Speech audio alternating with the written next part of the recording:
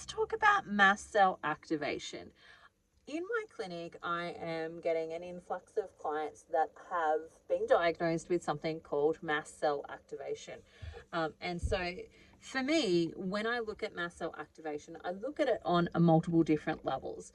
And one of the things that I often do with clients is a lot of micro work, which is very, very gently making movements towards where we actually want to go when it comes to healing the body.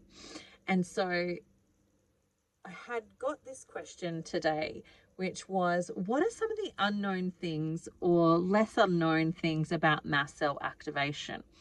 And for me, when I work on all the levels, in the sense where I think of all the levels, in the sense of like the physical element of like, what are the physical things that we need to do? What are the physical implications of this issue? What are the problems, etc., on a physical plane? But also, what about an emotional or spiritual space as well? And so when I was answering this question just off the top of my head, one of the things that I wanted to say is, for me, I like to look at some of these situations from the superpower perspective. And so people with mast cell activation are really sensitive people. So they're sensitive to all sorts of different things. So they can be sensitive to pollens in the environment. They can be sensitive to molds in their houses. They can be sensitive to food. They can be sensitive to fibers. They can be sensitive to smells. They can be sensitive to all sorts of different things. Energy, EMFs, etc. All of that, right? And where we are, how we do one thing is often how we do all things. So people who have got mast cell activation actually find that their superpower is often a lot of empathy. So they do have a lot of empathy, and they have the ability to actually sense changes in energy. So for example, let's say somebody new comes into the room, they're often the first person to sense it. Or if they're bringing in new energy, or if somebody's angry or somebody's upset about something that's happened, they're often the first ones to actually be aware of it, because they're very empathetic and they have a lot of that not necessarily, they don't necessarily have the language to explain it, but that sensing and that knowing, that intuition around the energy of people, the emotions, the experiences that they're actually going through. So from the superpower perspective, my perspective is these people are actually designed to be the super sensors. Not super sensitive, but super sensors, in the sense that they can sense changes, subtleties, things that are actually happening, and be able to lean in on that. But in order to get to that place of being able to lean into it, we often have to get rid of all of the other stuff that's kind of in the way, which is the symptoms that they're actually experiencing. And so there's a whole range of symptoms when it comes to mast cell activation. Often it's food sensitivities, hay fever, tiredness, chronic fatigue often goes into that circle as well. There's a whole bunch of like different types of conditions that fall into the wheelhouse that are often things that people with mast cell activations experience as well. And so one part of my answer to that question of what are some of the lesser known things that people know about mast cell activation is that those people are actually designed to be like really empathetic people, and you know how they might utilize that information could be vastly different depending on the individual and what space they're in. But so the superpower is they're sensitive in picking up on a lot of changes and a lot of things. I think about them a little bit like the canary in the coal mine, in that if they're feeling something, then the rest of us are, we just haven't worked it out yet. And so they are a bit of that canary in the coal mine of like, you know, if something's gone wrong for them, it's probably something here that's not actually healthy for all of us. And the other part of that is I look at it from that emotional, spiritual level. And in that emotional space, often what I'll find is that people with mast cell activation at some point in their life have been in a relationship or have had significant influence by a narcissist. So they might have been in a relationship with a narcissist. They might have been a child of a narcissist. They might have been at a school where one of the teachers that they had for several years in a row was narcissistic. And there's been some type of narcissistic sort of abuse or other physical abuse. So they might have been in an abusive relationship, for example. And so they're hyper protective. So they're on hyper alert and hyper protectiveness.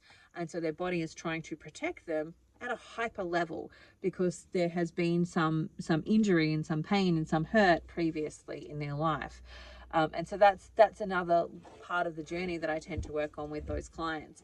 But then the other thing that I like to tell people about mast cell activation is the wording of mast cell activation really is an immune language. It's the language of the immune system. And so those words are all about the immune system, which gives this idea that this is a problem only of the immune system, when really it's often a problem of the liver. And, that can often come back to things like the MTHFR gene mutation and so on. But it's really a problem of the liver, and the liver is overwhelmed and has been overwhelmed for often significant periods of time. So a lot of these people, when I start to track back, like, what was life like when you were a little person? Often for many of them, they actually had some indications as a little person. So maybe they had their tonsils removed, or maybe they had recurring tonsillitis and they were going to take out their tonsils, but they never did. Maybe they had asthma as a kid. Maybe they had reoccurring ear infections as a kid. Like, when we start to look back at their health as a child, as a little person, there was indications that something was amiss at that point in time. But nobody went looking for what's the driving force of this. Instead, let's just get through the symptoms. And so usually that's what's happened. So they might have gotten, multiple rounds of antibiotics and so on and so forth. But nobody's gone back and gone, okay, why do you have this problem? Why is your immune system weak? What's actually going on? And so when I think about it, I think about as the liver is often the powerhouse when it comes to detoxification. And if that powerhouse is over full, like if it's got too much going on, like it's trying to detoxify more than it has the capacity to actually do, then what's going to happen is that the liver has to call out to what is known as the accessory detoxing organs. So the accessory detoxing organs are the skin, and that's where we all often see things like eczema and psoriasis and skin conditions start to develop. Another accessory organ is the lungs. So that's where we often see recurring things like bronchitis, tonsillitis, asthma, recurring chest infections, etc., because the lungs doing more than just what the lungs are meant to do. They're also getting rid of a lot more toxins than they're actually designed to do on a long-term basis. The bowels. So we might end up with IBS or irritable bowel syndrome or hemorrhoids or, constipation or any of those types of issues. And then we've got the renal system, so the kidneys and the bladder, and that's where we might see recurring bladder infections, might be where we have different issues when it comes to the bladder, etc., like, incontinence, etc. And then we have high blood pressure fits into that as well. So anything to do with the kidneys often has to do with, can have changes in blood pressure, etc. And then the last one is the immune system. So the immune system is called in to help with some of these detoxification work. And we want all these accessory organs to do that. We want them to be able to do that, because in a scenario where, let's say, you've eaten something or you've drunk something that has got toxins in it, like poison, for example, you want all of your accessory detoxing organs to jump in and help keep you alive. You want them to get rid of those toxins as quickly as possible so that you don't actually die from them. And we want the body to be able to do that. And it has the capacity to do that. But on a long-term basis, that's where problems start to happen. So instead of like the immune system jumping in on that random time where you've taken a toxin and you need to get it out of your system really quickly, instead of just helping out with that situation, your body has been asked, or your immune system has been asked to help with detoxification on a regular basis, on a daily basis. And then the immune system along the lines kind of gets confused. And that confusion means that it's, the immune system's job is to protect you, to put all the defenses up, to keep you safe, to keep you protected. It's going to organize all those protective mechanisms. But when it has to do detoxification and protection, kind of gets confused. And some of that confusion is, what am I protecting you against? I'm protecting you against everything, because anything that you're bringing in is a problem for me right now, because I've got to detoxify and there's too much work for me to do. So we just don't want you to bring in anything. And so, part of that becomes that long-term confusion, and that's where we start to see things like mast cell activation coming from.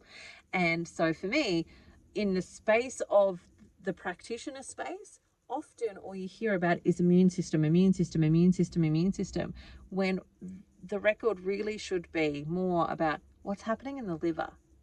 And when it comes to the liver being able to detoxify, one of those mechanisms, like one of the primary ways that the liver does detoxification, is it actually dumps toxins into the digestive system. So the liver detoxifies, it packages that up, puts it into the gallbladder. Then the gallbladder, when we eat some fat, releases those toxins as well as the bile that it's holding on to, and that gets into the digestive system. So the liver and the digestive system are the two main things that we actually need to focus on when we're healing mast cell activation, because the retraining of the immune system can't really properly happen until we've gotten rid of the upstream problem, which is the liver is overworked, it needs to detoxify, and the immune system has to help it with that job, because its normal pathways aren't sufficient for what is actually coming in, or its capacity, or what it has capacity to actually get rid of, because maybe there's limited nutrients coming in, maybe there's heavy toxins that are coming in, maybe the person's living in a toxic environment that's keeping them in a state of stress, versus being able to enter into a place of rest. All of that can have an impact on how much the liver is actually able to do its job, and how much then it needs to ask things like the immune system to actually help out with that scenario. And so the retraining of the immune system is kind of like the tail end of the job.